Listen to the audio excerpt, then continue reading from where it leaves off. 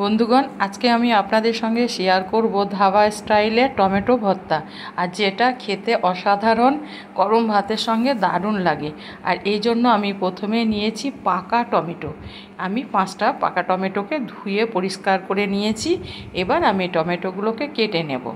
এভাবে একটা চাকু দিয়ে এইভাবে মাঝ বরাবর কেটে নিলাম। এবার টমেটোর যে শক্ত অংশটা আছে মোটার দিকে, ওই অংশটাকে আমি চাকু দিয়ে তুলে ফেলে দেবো।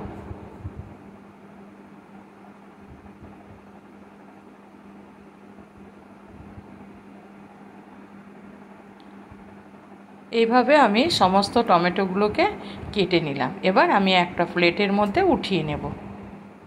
তারপর আমি মূল রান্নায় ফিরে আসব।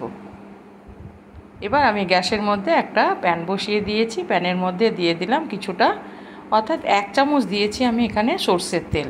সর্ষের তেলটাকে আমি কড়াইয়ের মধ্যে ছড়িয়ে দিলাম। এবার গ্যাসটা জ্বালিয়ে দিয়েছি। এবার প্যানটা গরম হলে আমি এক এক করে টমেটোগুলোকে দিয়ে দেব। সমস্ত টমেটোগুলোকে দেওয়ার পর আমি কিছুটা, অর্থাৎ 10-15 কোয়া রসুনকে আমি ছাড়িয়ে নিয়েছিলাম, সেগুলোকেও দিয়ে দিলাম। এবার আমি এটাকে ঢাকা দিয়ে মিনিট 5 রান্না করে নেব। 5 মিনিট পর আমি ফিরে এলাম। এবার আমি টমেটোগুলোকে উল্টিয়ে দেব। এভাবে আমি সমস্ত টমেটোগুলোকে উল্টিয়ে দিলাম। আর রসুনগুলো আমার ভাজা হচ্ছে। উল্টিয়ে দেওয়ার পর আমি এটাকে আবারও ঢাকা দিয়ে একটু রান্না করে নেব।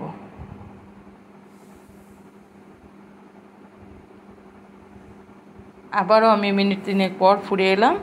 যেহেতু একেবারে ঢাকা থেকেই গেলে পুড়ে যেতে পারে, সেই জন্য আমি মিনিট 3 পর আমি ফিরে এলাম। আসার পর আমি এগুলোকে আবারও ঘুরিয়ে ফিরিয়ে টমেটোগুলোকে কিছুক্ষণের জন্য ভেজে নেব। হ্যাঁ বন্ধুরা, আর আমার রসুনগুলো ভাজা হয়ে গেছে। এবার আমি রসুনগুলোকে এক এক করে উঠিয়ে নেব।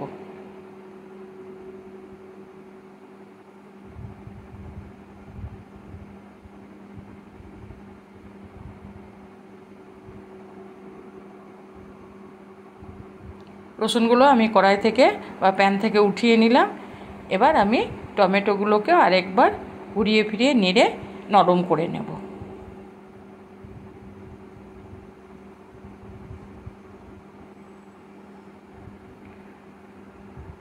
দেখুন বন্ধুরা, টমেটোগুলো আমার নরম হয়ে গেছে। এবার আমি এক এক করে টমেটোগুলোকে উঠিয়ে নেব অন্য একটা প্লেটের মধ্যে। এবার এই প্যানের মধ্যে আমি আবারও 1 চামচ দিয়ে দেব সর্ষের তেল। তেলটা দেওয়ার পর আমি এখানে দিয়ে দেব 4টে শুকনো লঙ্কা।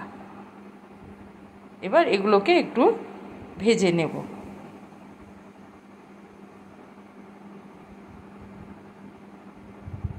লঙ্কাগুলো আমার ভাজা হয়ে গেছে। এবার আমি লঙ্কাগুলোকে তেল থেকে উঠিয়ে নেব।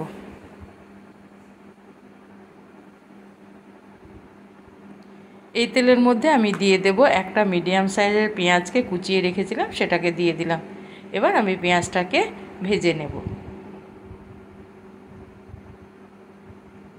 একদম পেঁয়াজকে লাল করার কোনো প্রয়োজন নেই, শুধুমাত্র পেঁয়াজটা একটু নরম হলে এই পেঁয়াজটা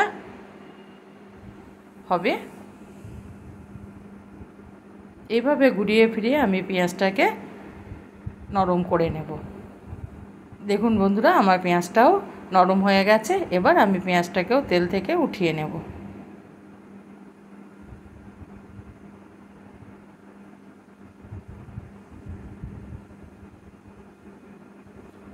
এবার টমেটো, পেঁয়াজ, লঙ্কা যেগুলো আমি ভেজেছি সেগুলোকে পুরোপুরিভাবে ঠান্ডা করে নেব। আমার পুরোপুরি টমেটো সমস্ত উপকরণগুলো আমার ঠান্ডা হয়ে গেছে। এবার আমি টমেটোর যে উপরের অংশগুলো, চামড়াগুলো, ওগুলোকে আমি এইভাবে ছাড়িয়ে নেব। প্রত্যেকটা টমেটোর উপরের অংশটাকে এইভাবে আমি উঠিয়ে নেব। দিয়ে টমেটোগুলোকে আমি হাত দিয়ে ভেঙে নেব।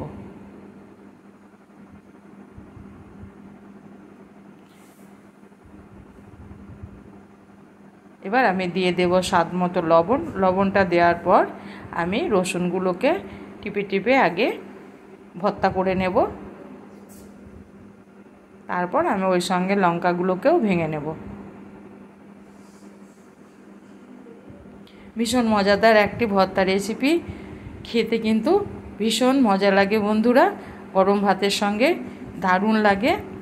এবার আমি পেঁয়াজগুলোকে মেখে নিয়ে টমেটোটাকেও সমস্ত পেঁয়াজ লঙ্কা আর রসুনের মধ্যে মিশিয়ে নেব।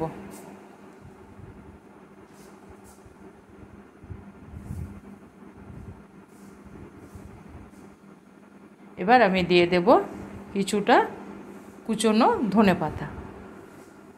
ধনেপাতাটাকেও আমি মিশিয়ে নেব টমেটোর সঙ্গে।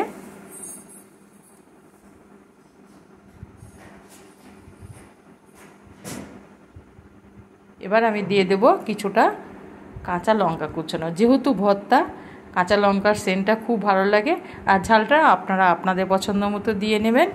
আর দিয়ে দেব 1 চামচ কাঁচা সর্ষের তেল। এই তেলটা না দিলে ভর্তাটা অসম্পূর্ণ থেকে যাবে। তেলটাকে আমি ভালো করে মাখিয়ে নিলাম ভর্তার সঙ্গে। এবার আমি একটা বাটির মধ্যে উঠিয়ে নেব।